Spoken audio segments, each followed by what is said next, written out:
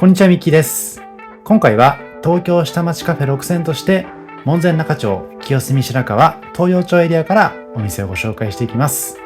都心へのアクセスも良好でありながら緑が多く風情ある街並みは都会の喧騒を忘れさせてくれる東京の下町、江東エリア。以前にもおしゃれなカフェの街、そしてアートの街として有名な清澄白河の特集をさせていただきましたけれども、今回は少しだけ範囲を広げて、その隣、門前仲町、東陽町合わせて下町カフェのご紹介です。今回ご紹介するお店は、どこも暮らしに密着した温かみのあるお店ばかりでございまして、東京観光で有名な新宿、池袋、渋谷、銀座とは異なった、また違った魅力に触れることができるかと思います。このチャンネルでは、カフェ巡りなど、日常を少し豊かにする情報をお届けします。少しでも応援してくださる方はチャンネル登録をして次の動画も見逃さないでください。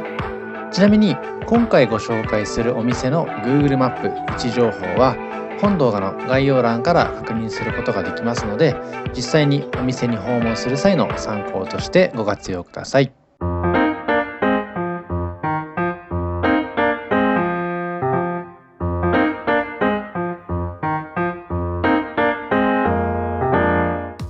まずご紹介しますのは2021年の10月にできたばかりの東陽町にあります B スクエアードさんでございます。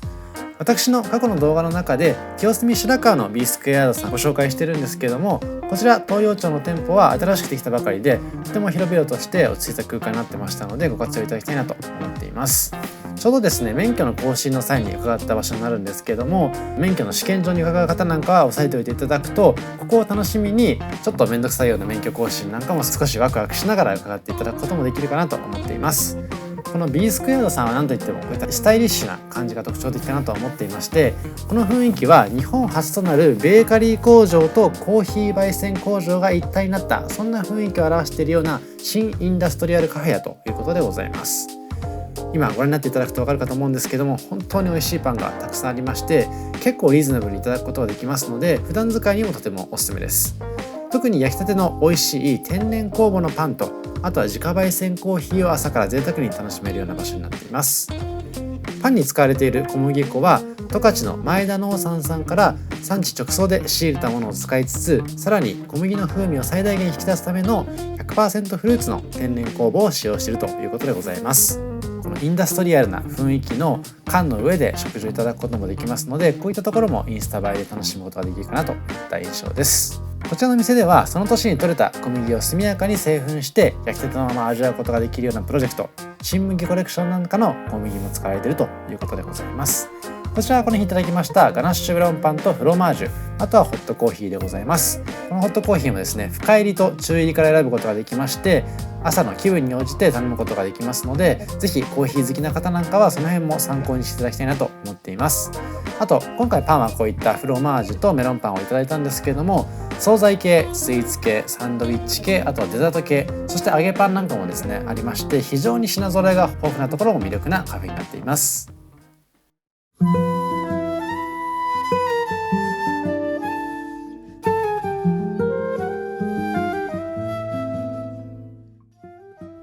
続いても東陽町からカフェクールさんのご紹介でございます。住宅街にひっそりと佇んでいますこちらのお店なんですけれども、下町をゆっくりと歩いていますと突如現れるお店でございまして、結構隠れ家的に使うことができるようなおしゃれ空間になっています。こちらのお店の名前にありますクールというのはフランス語で中庭だということでございまして、こちら植物で彩られていますような緑豊かな中庭と開放的なサンルームにて、エスプレッソマシンで入れたコーヒーと美味しい、美しい、体に優しいフードをおもてなししてくれるお店でございます。テラスでも楽しむことができますし、屋内でも楽しむことができますので、天気やその日の気温に合わせて楽しんでいただくととてもいいかなと思います。飾ってありますイケメンドールはバリスタケンロということでございまして、美味しいラテアートも含めて彼がプロデュースしているという噂でございます。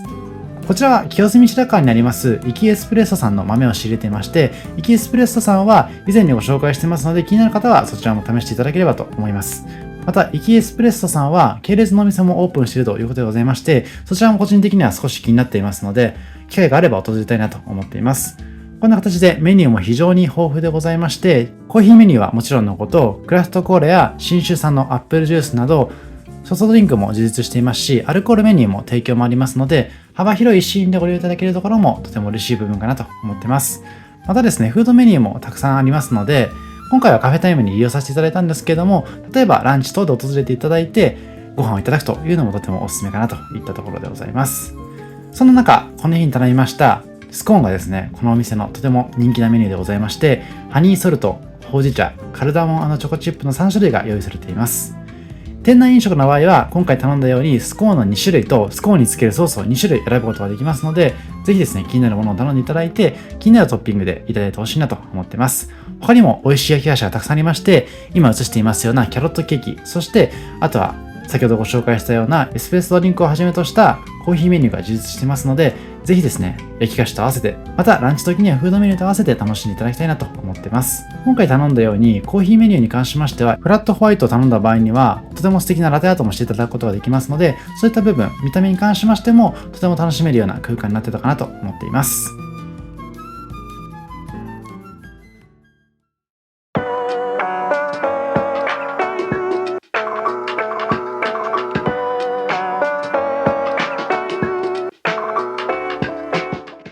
続いてご紹介させていただきますのは、清澄白河に場所を移しまして、ブルーボトルコーヒーの清澄白河フラッグシップカフェでございます。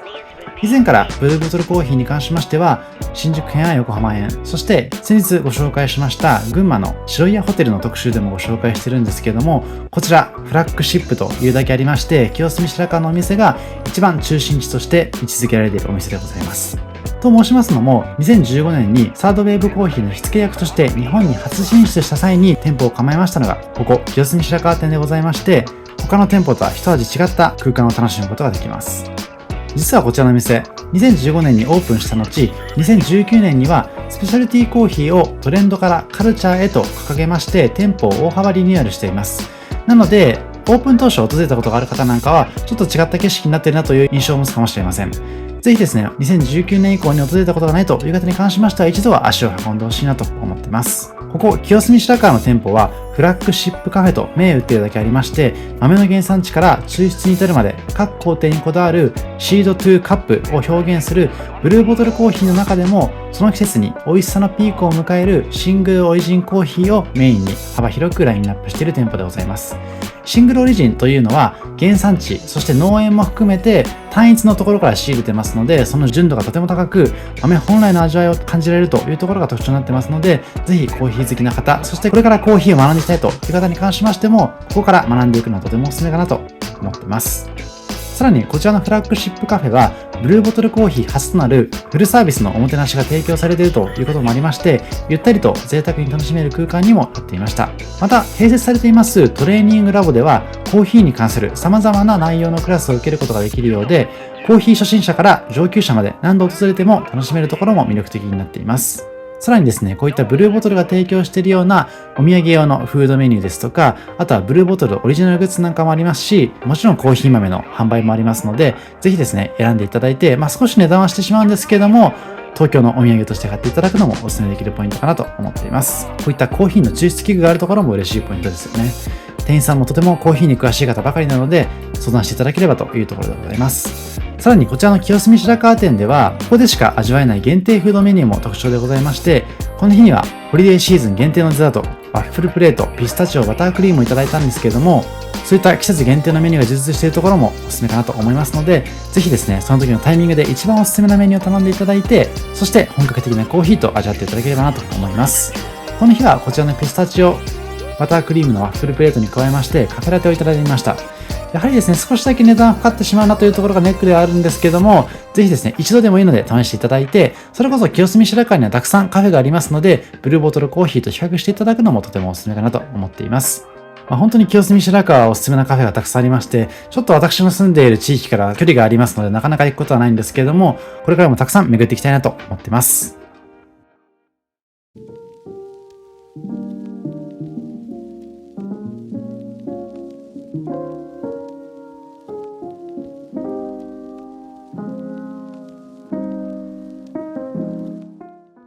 続いては同じく清澄白河からまんまカフェ 151A でございます。ここちらは清澄白河にあります美術館、東京都現代美術館の近くにありますので、もしですね、東京都現代美術館に立ち寄りの際には、こちらも合わせて試していただくととてもいいかなと思っています。さらにですね、その東京都現代美術館の中には2階のサンドイッチというおしゃれカフェもありますので、そちらもお勧めできるかなと思ってますので、気になる方は以前の動画を確認していただければと思います。こちらのお店、店名に 151A と書いてあります通り、一期一会に感謝しつつ、同じく店名にありますまんまの意味が込められたメニューを楽しむことができるようなアットホームカフェになっています。食材の一つ一つにこだわりまして、素材のそのまんまを生かすことを心がけつつ、まんま、つまりお母さんが家族の健康を願いながら作るような家庭料理のような温かみのある料理を提供してくれるお店でございます。お客様との出会いはもちろんのこと、生産者、食材、器に至るまで全ての一期一会を大切にしたいという思いを持たれている素敵な夫婦で営まれているお店になっています。こんな感じで調味料等の販売もございますので、ぜひ気になるものがあればお土産用に買っていただくのもとてもおすすめかなといった印象でございます。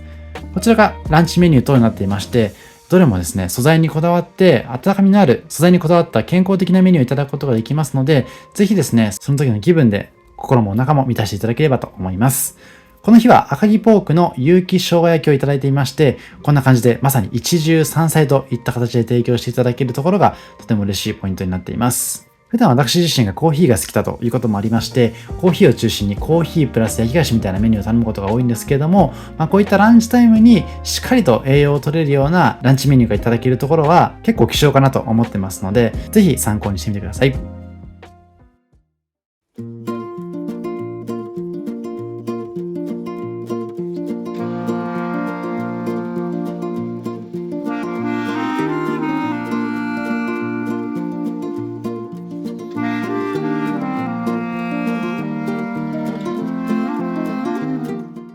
続いてはさらに一駅場所を移しまして、2021年12月にニューオープンしました門前仲町からオルポのカフェのご紹介でございます。ハワイ音楽が流れる店内でこだわりのコーヒーと15種類のホットドッグ、ハワイの粉ビールなどが楽しめるカフェでございます。お店の外からハワイアンな雰囲気が伝ってくるかなと思いまして、非常に豊富なメニューがあるところがおすすめになってますので、ぜひそのハワイアンな空間と合わせて楽しんでいただければと思います。少々席の数は少ないんですけれども、結構隠れ家的な場所にありますので、見つけていただいたら日常使いもしていただけるような、そんなアットホームな空間になっていました。こちらはホットドッグがおすすめのお店になっていまして、こちらのホットドッグに使われていますバンズはマスコデラックスさん御用達のパン屋さんで焼き上げをお願いしているということでございまして、可愛らしいスマイルの焼き印後で移すんですけれども、そちらはお店で美味しくなるようにと念じながら押しているということでございました。さらにですね、そのバンズに合うようなソーセージを試行錯誤繰り返しながら今のソーセージとなっているということでございますので、ぜひ訪れた際にはそちらのホットドッグ注文してほしいなと思ってます。さらにですね、コーヒー豆に関しましても、コーヒー好きの方にも楽しんでもらえるような豆を探し求めまして、職人の町と言われています新潟の焙煎所にお願いして、オリジナルの豆を3種類焙煎してもらっているということでございます。結構コーヒーメニュー以外にもたくさんメニューが充実していまして、ホットドッグだったりとか、あとはオリジナルのソフトドリンクなんかもありますので、結構コーヒーの印象がだいぶ薄れてしまうような感じではあったんですけれども、コーヒーもとてもこだわっていまして、まさにこの清澄白河、門前仲町、東洋町というコーヒーの激戦区の方々が味の面で物足りなさを感じないようにといったところで、本当に最後までこだわったようなお店になっているなと思っています。あとはですね、こちらのお店、入店した時から退店する時まで、アロハとかマハロといった感じで明るく挨拶してくれますので、そういったところもとても嬉しい部分かなと思っています。で、さらにですね、今メニュー表に移していますけれども、ビールをいただくこともできますし、おつまみも充実していますので、営業時間は8時までになってるんですけども、例えば仕事終わりにサクッと飲みに行ったりとか、あとは土日に少し早めの時間から飲みに行ったりといった用途にも使うことができるかなと思っています。この日はこちら、ブルーハワイソーダとクラフトコーラをいただいてみました。こういった形でしっかりと味付け、この色もカラフルな感じでですね、ハワイアンな雰囲気を感じられるところも嬉しいですし、500円でいただけるところも比較的、例えば東京都内の他の居酒屋とか、あとはバーとかの値段から考えると、良心的な値段で提供していただけているのかなと思ってます。このコースターもハワイアンでとても可愛らしいですよね。ちょうど10月頃に訪れまして、円安の影響をもろに受けているような状況だったんですけども、そんな状況でもこういった値段で提供していただけるところはとても嬉しいところかなと思ってます。それこそ今ハワイに行きますと値段は何倍もするかと思いますので、ハワイアンな雰囲気を感じることもできつつ、お財布にも比較的優しいというところがお勧めできるポイントかなと思ってます。そしてこちらはランチプレートを映してるんですけども、ランチプレートはですね、これピクルスもついてきたりとか、あとはこういった確かチーズポテトみたいな感じだったと思うんですけども、そういったところも味わうことができますし、さらにですね、やはりこちらのホットドッグですね、右手前で見えるかもわかんないんですけども、こちら先ほどちらっと申し上げましたスマイルの焼き印がされていますので、そういったところも注目していただきながら試していただければと思います。で、こちら今、ケチャップとマスタードがかかってない状態の映像を映してるんですけども、もちろんお好みでケチャップやマスタードをかけていただいて楽しむことができますので、ぜひですね、そのお好みの味わい、お好みの味付けをしながら、この空間楽しんでいただければというところでございます。ちなみに、ドリンクはセットにすると100円引きでございますので、その辺も注目してみてください。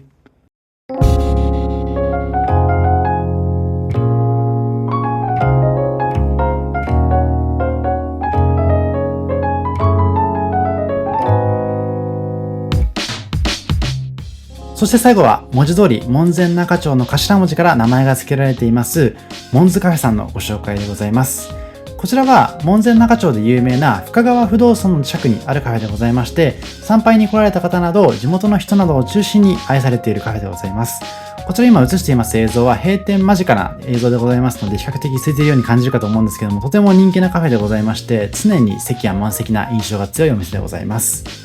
こちらはコーヒーを通して地域や人とのコミュニケーションを生む目的としてカフェという場を提供しておりまして、外にありますベンチは参道の休憩スポットだということでございます。内装の衣装も門前仲町の雰囲気を壊さないように日本の材料、材木、石などを使いながら、そういったアクセントのもと本物の仕上げ材料で内装を構成しているということでございます。なので建築系に興味がある方なんかに関しましては、そういったところも含めながら確認していただくと2倍3倍楽しめるかなと思っています。さらにこちらモンズカフェさんで提供されていますカヌレはとても人気なメニューでございまして、外はカリッと中はもちっとしているメニューになっています。洋酒を使用しているということでございまして、大人のスイーツとしても愛されているカヌレだということでございました。そんなカヌレなんですけども、コーヒーやカフェラテなどと合わせますと大人の味を感じることができますし、ミルク系ドリンク、例えばフラットホワイトとかティーラテと合わせますとクリーミーなミルク感を感じることができますので、このカヌレ自体も合わせるドリンクによって少しずつ変わってくるところがポイントだということでございますので、例えばコーヒーメニューを男性が頼んでいただいて、その彼女さんですとか奥さんがミルク系ドリンクを頼んでいただくなどしていただきますと、複数の味わいを試すことができるかなと思っています。そしてこちらで提供されていますコーヒー豆はですね、今回特集させていただいています清澄白河にありますオールプレスエスプレッソさんの豆を使っているということでございますので、その高品質で香り高いコーヒーにも注目していただければと思います。ちなみにオールプレスエスプレッソさんは清澄白河編ではご紹介してないんですけれども、虎ノ門編でご紹介してますので、気になる方はそちらをご確認いただけますと良いかなと思ってます。以上、今回は門前仲町、清澄白河、東洋町から東京の下町カフェを6選ご紹介させていただきました。